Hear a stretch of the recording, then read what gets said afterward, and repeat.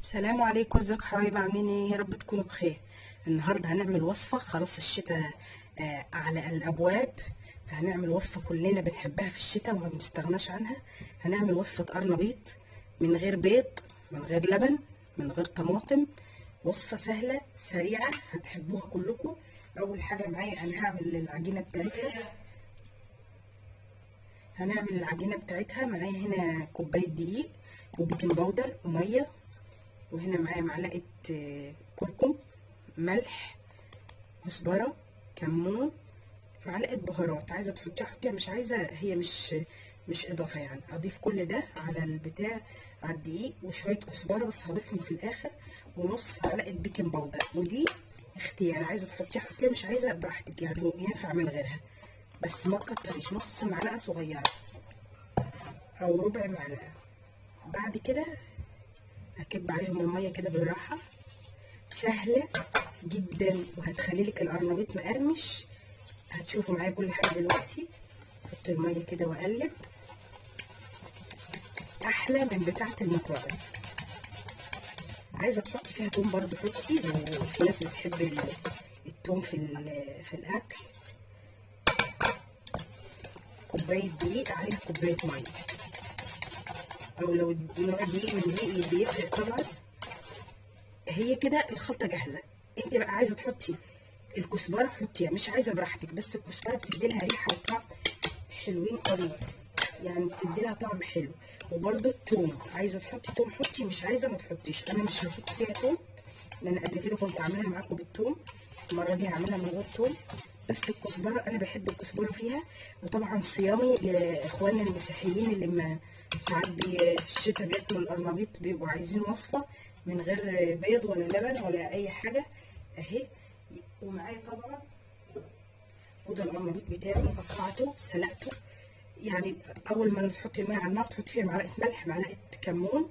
اول ما تغلي 5 دقايق بالظبط تحسبيهم على ايدك. بصوا، لا هي مهريه قوي ولا هي جامده قوي، كويسه.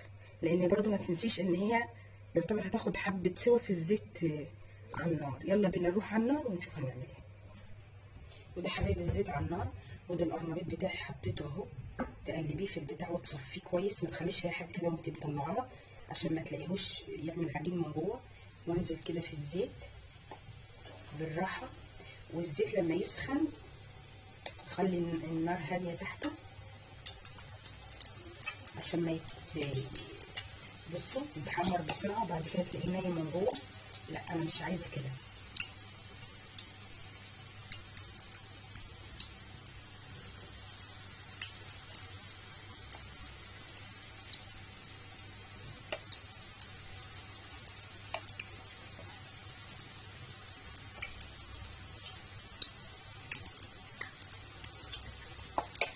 هكمل وارجع لكم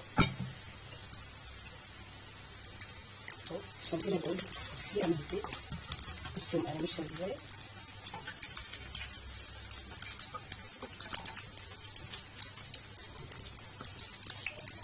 هدي النار خالص تحته لما الزيت يسخن، لكن مش من الاول.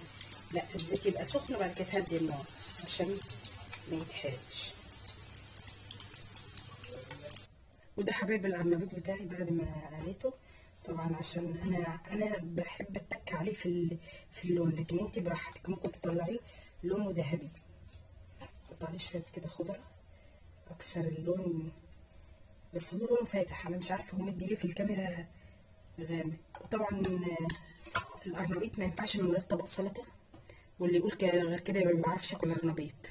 السلطه بتبرد في ناس بيحرقها القرنبيط لما بتاكله كده على صدرها، بتحس ان هي حاجه تقيله شويه، فالسلطه بتبقى حلوه بتبرد القرنبيط. اتمنى يا رب وصفتي النهارده تكون عجبتكم. بصوا مقرمش ازاي، مستوي من جوه ومن بره اهو، مش من جوه مش عجينه ولا حاجه. اتمنى يا رب تجربوه، واسيبكم في رعايه الله، والسلام عليكم.